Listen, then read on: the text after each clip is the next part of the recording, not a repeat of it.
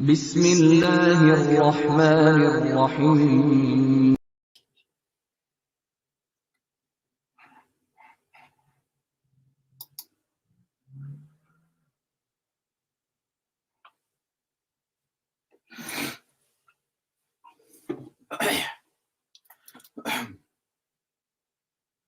Allah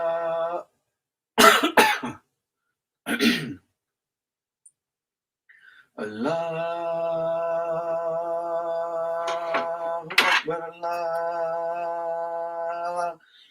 Akbar, Allahu Akbar, Allahu Akbar, Allahu Akbar. Ashhadu an la ilaha illallah.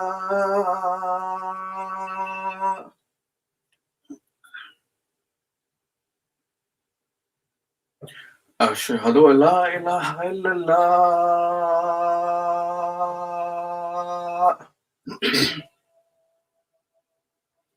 Ashhadu anna Muhammadar Rasulullah.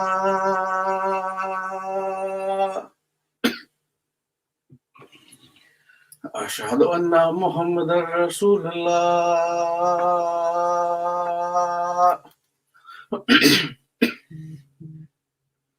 Hayya ala salah.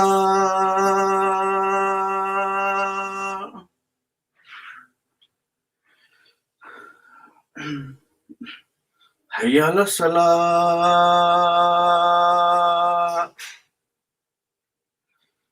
Hayya ala falah.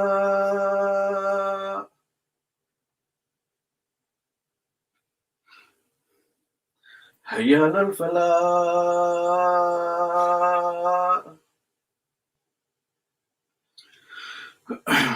Allahu Akbar, Allahu Akbar. La ilaha illallah.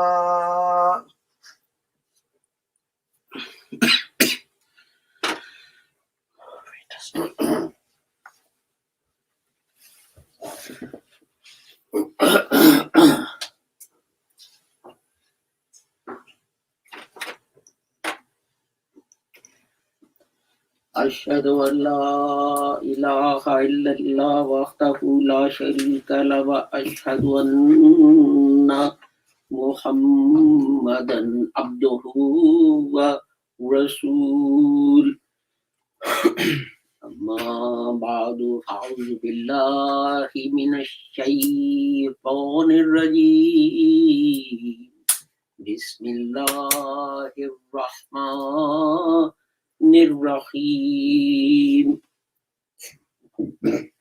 The first verse I want to recite is from chapter 2, verse 219.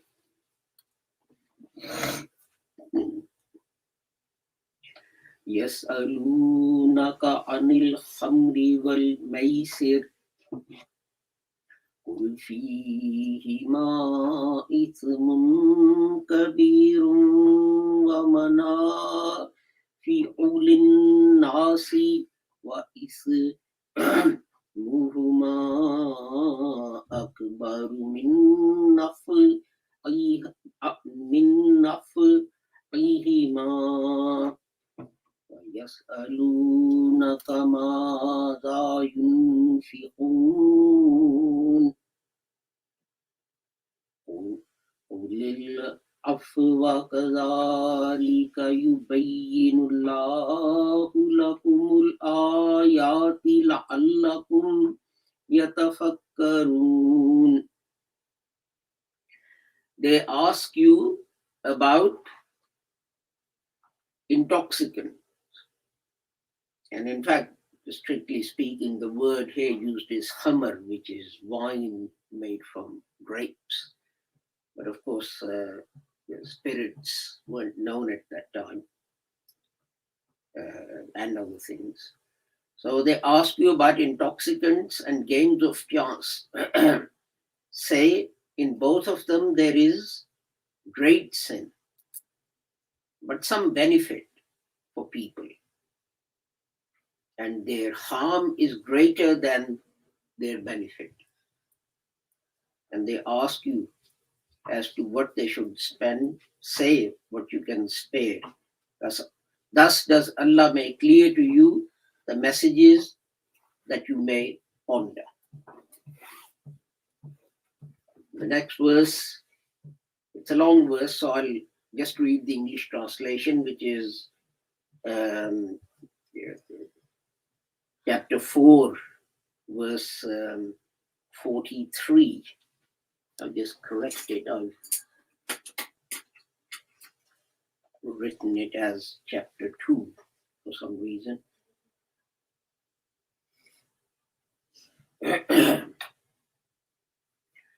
O you who believe, go not near prayer when you are intoxicated, till you know what you say, etc. So I'll just read the relevant part of the thing.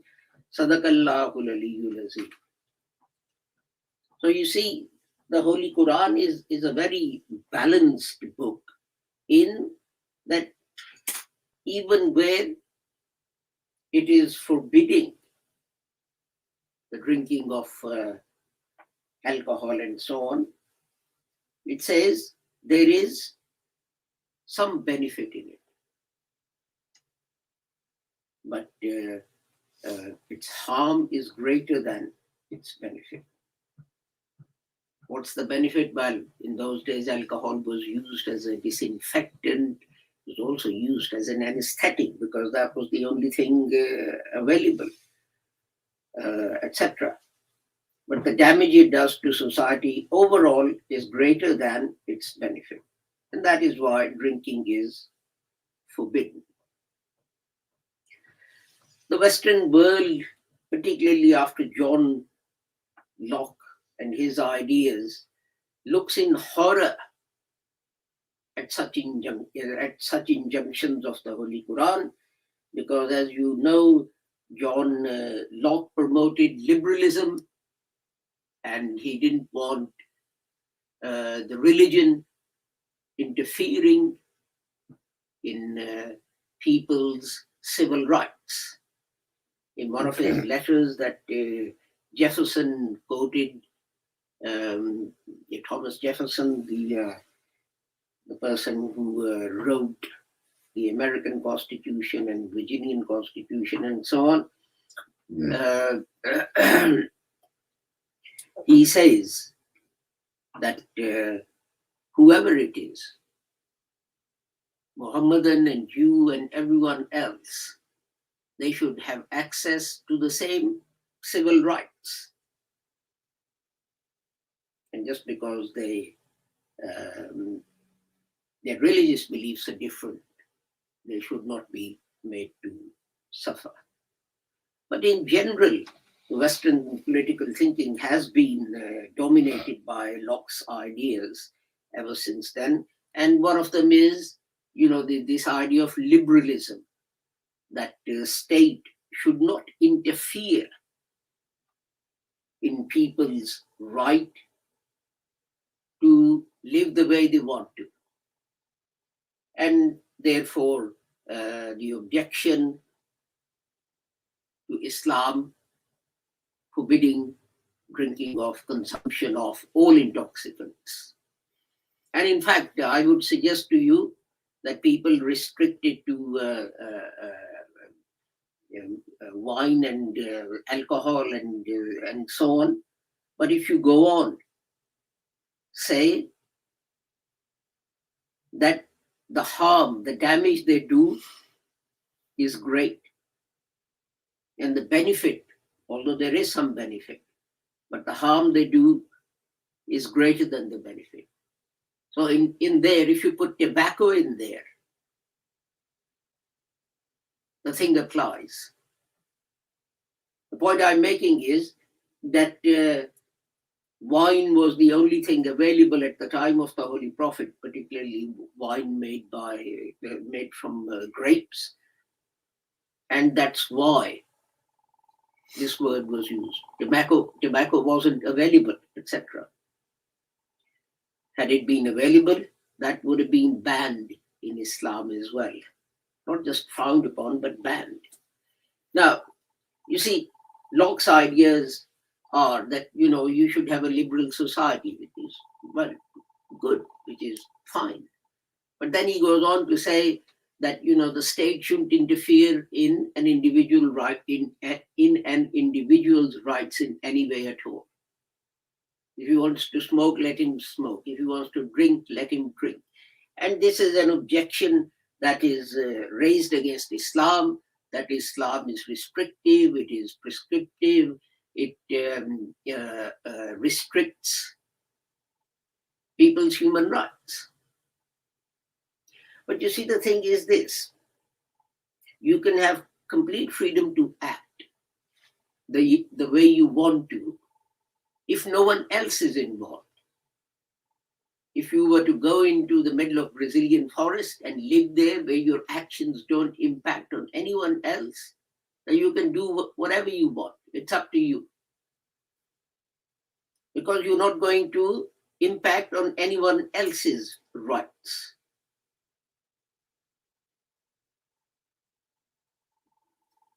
You're talking about rights, okay. What about the child's right to be fed? The father goes out, spends all his money on drink or gambling, buying lottery tickets and so on, and he's got no money left to buy milk, nappies, and food for the child. What about that child's right? What about his wife's right? That she should have a husband who's not intoxicated, if not all of the time, then most of the time, who spends all his money on, it may be alcohol, it may be, weed, it may be whatever it is. As soon as someone else gets involved, then this idea of complete freedom goes out of the window. Because what you do impacts on someone else. So the state is there not to interfere, but to balance people's rights. If there should be complete liberalism and state shouldn't tell anyone anything, then why should the state tell me to drive on the right-hand side of the road? I don't want to drive on the right-hand side of the road because it's very inconvenient for me. When I go to United States, they drive on the other side of the road. And I spend the first 2-3 days getting used to that. And then when I come back, I'm again confused because we're driving on the opposite side of the road. And it takes 2 or 3 days to get used to that. So it is very inconvenient for me. What does the state gain by saying that I should drive on this side of the road or that side of the road? There's no benefit, there is no harm, there is nothing. And yet the state has decided. And everyone obeys that without question. And no one remembers liberalism, and no one remembers John Locke when they say these things. And there are 1,000 other things. Okay, let me give you another example. The Holy Quran says you can have up to 4 wives. Why does the state say, no, you can't? Not just you can't, but it's a criminal offense. You can have 1 wife and 3, I don't know what you want to call them, girlfriends, mistresses, or whatever. Mind you, it will be a brave man who tries that, but let's leave that aside. What right does the state have to interfere in that? If I'm okay with that, if the 4 ladies are okay with that, why should the British Parliament say, no, if you try and do that, we'll send you to jail?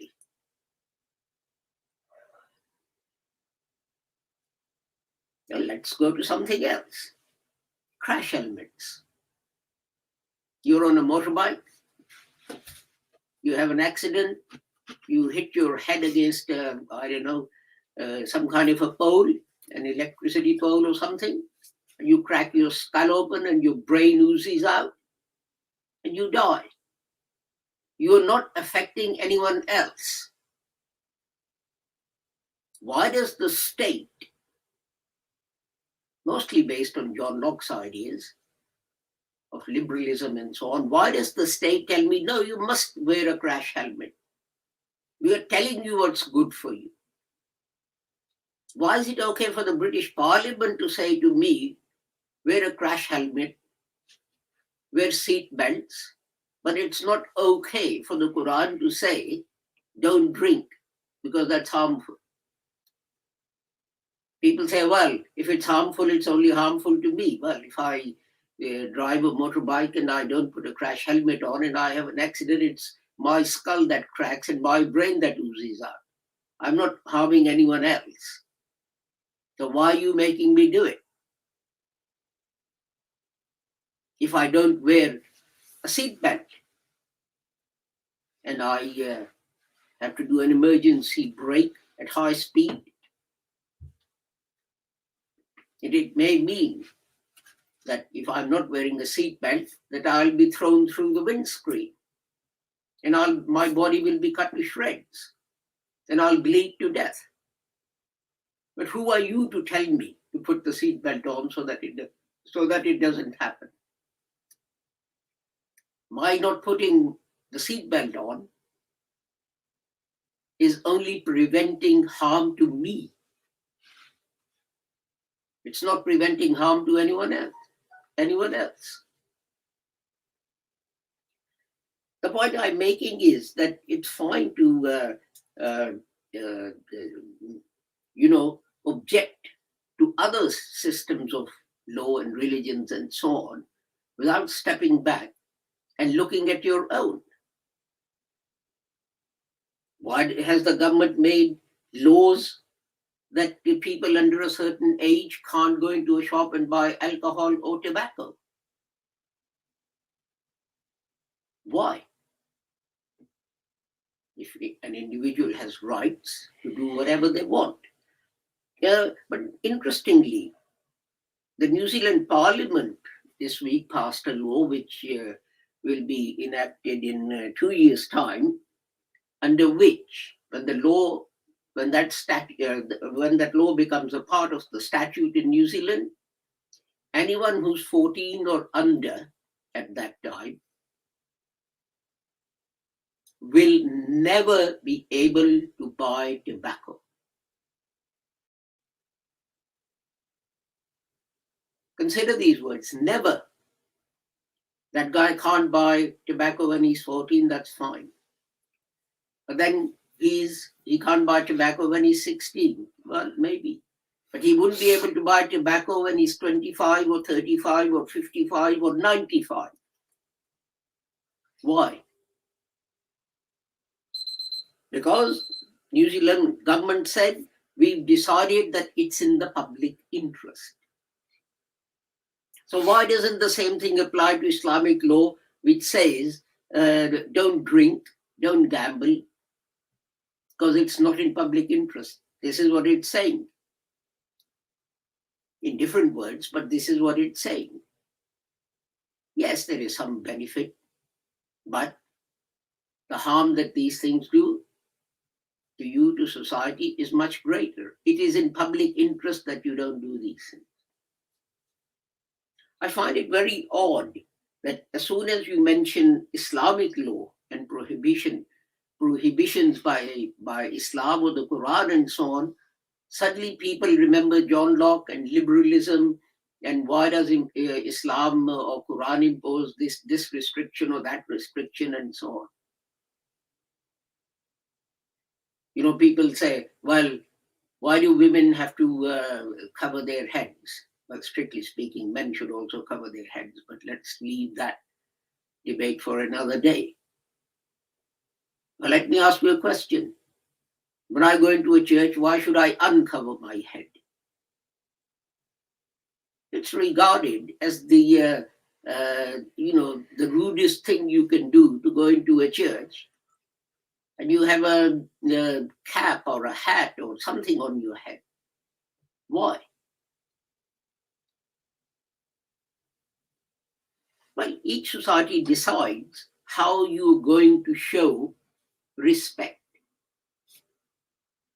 Christian society decided that you show respect by baring your head when you go into a church or etc. On other occasions as well. Islamic society decided you show respect by covering your head. Well, we just decided on a different manner to show respect and modesty and so on. So why are we wrong and you're right?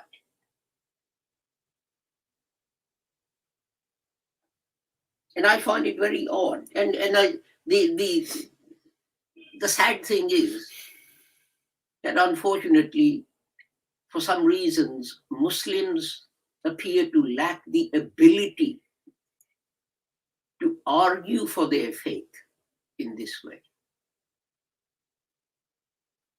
When people say, who's the Quran to tell us not to drink? Why don't they ask them? Who's the British government to tell us not to have 4 wives? Or to tell us to wear crash helmets? Or to tell us to wear seat belts? If everyone should be free to do whatever they want, why am I not free to do these things? The government has just passed a law and said everyone must wear face masks. Why? Well, because it's in the greater public good. This is exactly what Islam says. You don't hang around buying lottery tickets, hoping to win tens of millions of pounds. You go out and you work hard and you sweat and you come home tired, and this is how you make your money, and then you don't waste that money and you save that money. You give every poor person a share of your hard-earned money. And then after you save a certain part of that, the rest you spend on your food and clothing and so on. You don't sit in bed all day, all night on the internet, buying tickets on the lottery, spending all your job seekers allowance or your whatever else, universal credit or disability allowance, hoping that you're going to win millions. Have you ever noticed that all these betting shops and other places where you can go in and gamble, they're all in the poor areas. They're not in rich areas. This is an attempt to keep poor poor. And that is what Islam is saying, don't do. Don't tempt them with this thing. Let them rely on their own strength to earn a living, rather than dream about sitting at home all day, not sweating, not perspiring, not getting tired, and then winning 20 million pounds or whatever it is.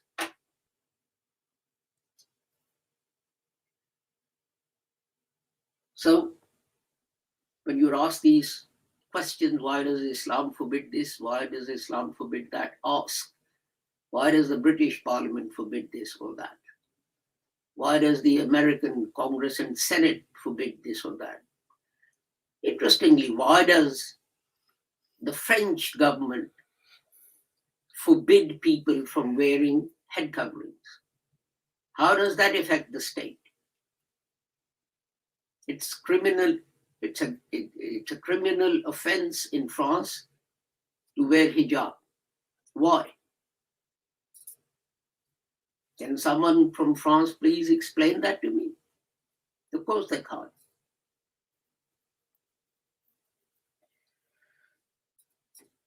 With that, we come to the end of today's khutbah. Barakallahu lana wa lakum fil Qur'anil azim wa nafa'ana wa iyyakum bil ayati wa zikril hakim innahu ta'ala jawadun kareemun malikun barrun rahim.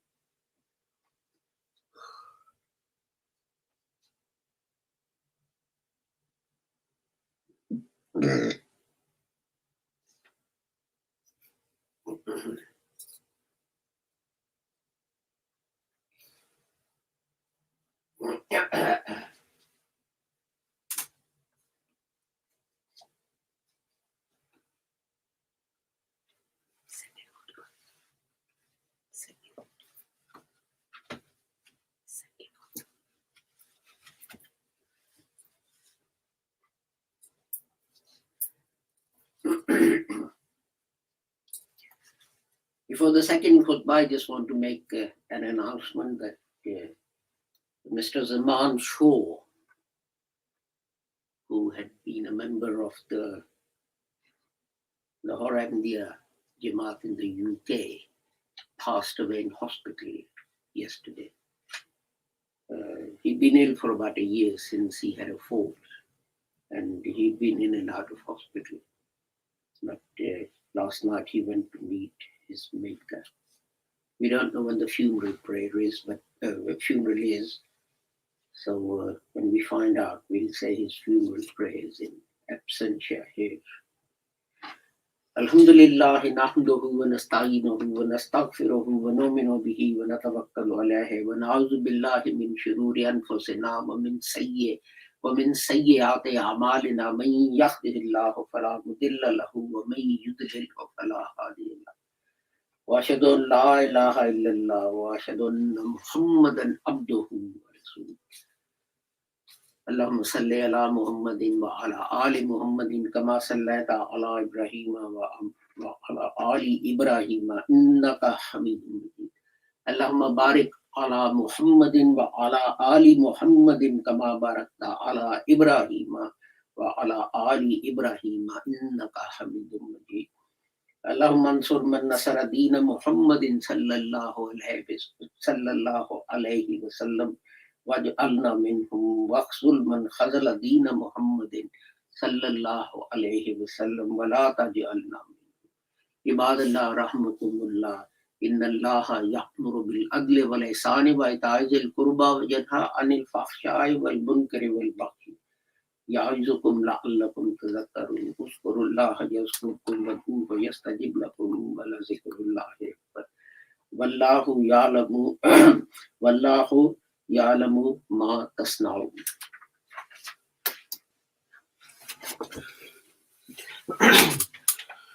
الله أكبر الله أكبر أشهد أن لا إله إلا الله أشهد أن محمد رسول الله حي على الصلاة حي على الفلاح قامت الصلاة قامت الصلاة. الله أكبر لا إله إلا الله. الله أكبر.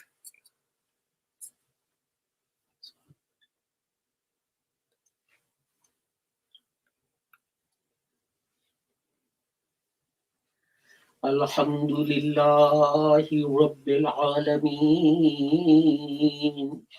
الرحمن الرحيم مالك يوم الدين إياك نعبد وإياك نستعين اهدنا الصراط المستقيم صراط الذين أنعمت عليهم غير المغضوب عليهم ولا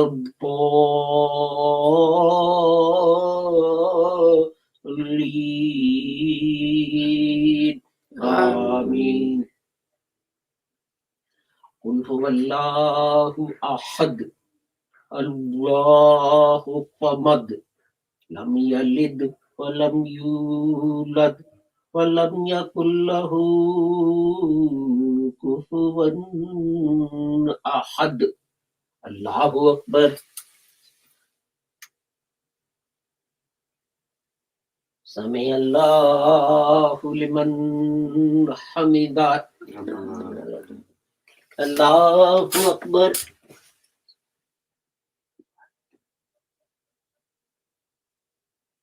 الله أكبر.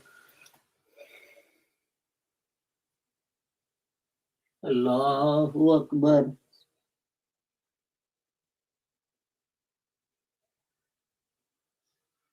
الله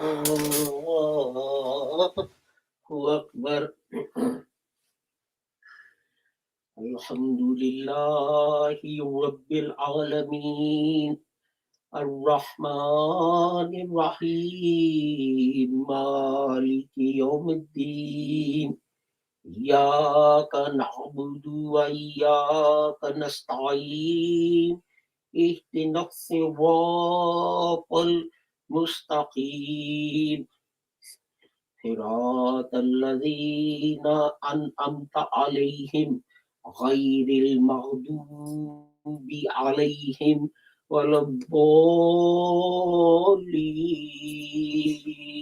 Amin. Qul a'udzu birabbin nas malikin nas ilahin nas min syarril waswasil khannas allazi yuwaswisu fi sudurin nas minal jinnati wan nas. Allahu Akbar.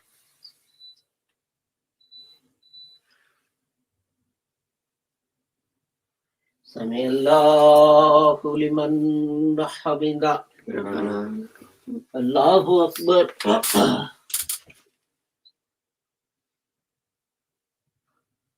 Allahu Akbar. Allahu Akbar.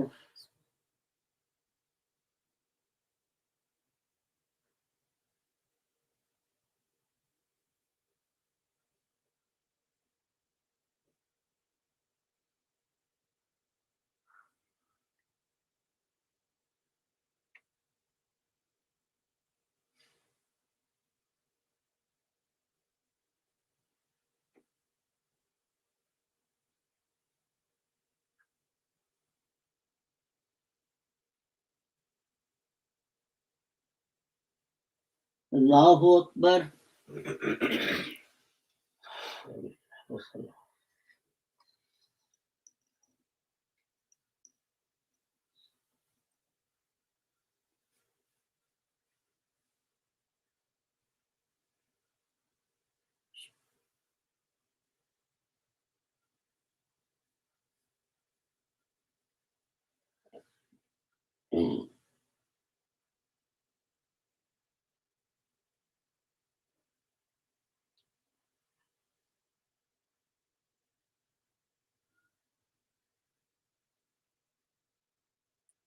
Assalamu alaikum warahmatullah. Assalamu alaikum warahmatullah. Astaghfirullah. Rabbana.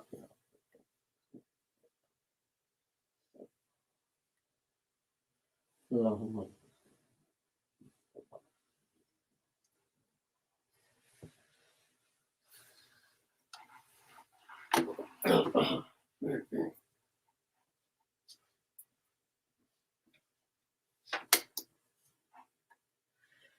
Thank you for joining us for our Friday service.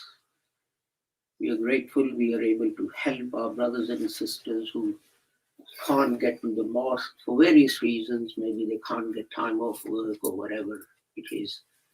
This allows them to join a Friday service, even though it's only virtually. So please pray for the success of this service and its continuous improvement. With the prayer that whoever you are and wherever you may be, regardless of your religion, sect, color, creed, nationality, may Allah keep the whole of humanity free from harm and under His protection. Assalamu alaikum, Khuda Hafiz, and goodbye.